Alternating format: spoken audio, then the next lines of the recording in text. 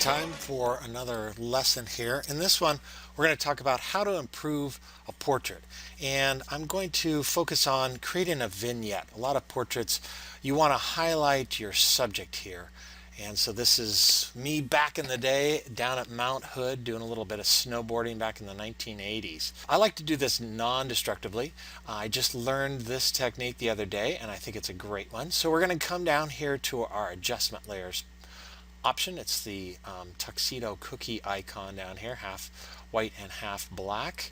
So we're going to click on this and we're going to come up here to curves. You can actually do this with a couple different techniques, but curves is kind of a cool one. So we're going to go ahead and grab curves. On the left, we've got our shadows, and on the right, we've got our highlights. And so you can play around with those. But this line right here allows us to adjust those in a nonlinear or curved fashion. That's why they call these curves.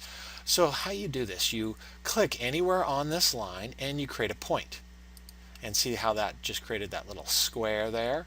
And now I can drag that point and it's going to make it darker or lighter. I can drag it anywhere within the curve and adjust that. So typically when I'm doing a vignette, I do this near the right hand side, because I want to be working with my highlights. I want to be darkening those.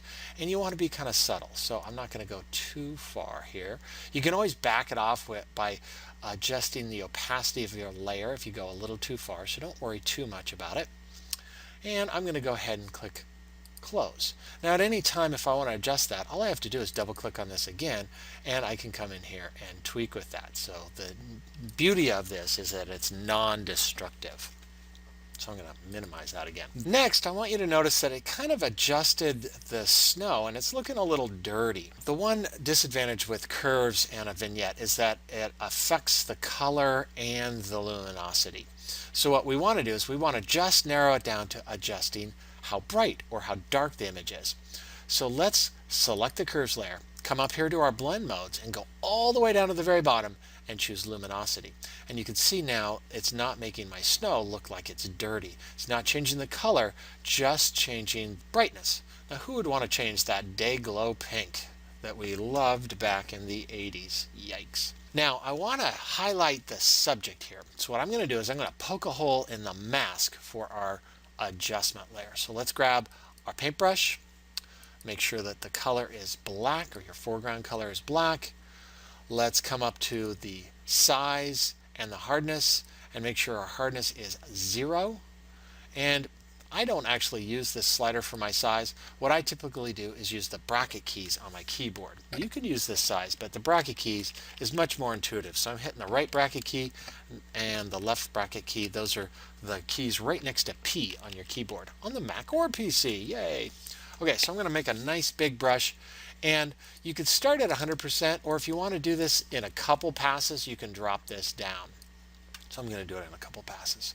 So I'm just going to click and drag here, and you can see that's really highlighting my subject and letting everything else stay nice and dark. And you can see over in my mask here, I've got kind of this light gray smudge. And if I hit Alt, you can actually see what I've painted on there. So I'm going to hit Alt and click on it again.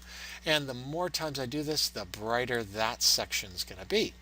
And that, now let's try hiding the vignette or our adjustment layer and closing it. So you can see it really kind of focuses your eye on the subject.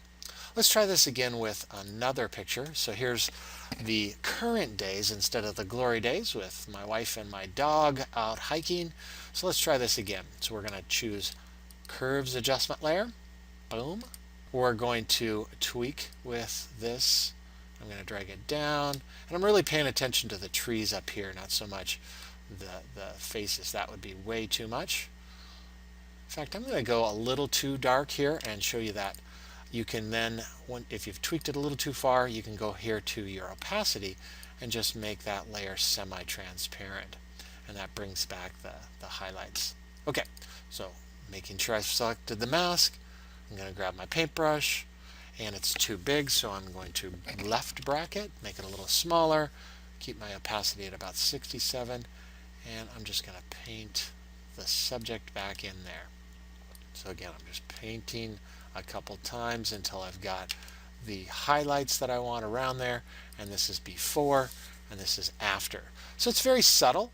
You don't want it to be too dramatic, but you do want to highlight your subject in your portrait.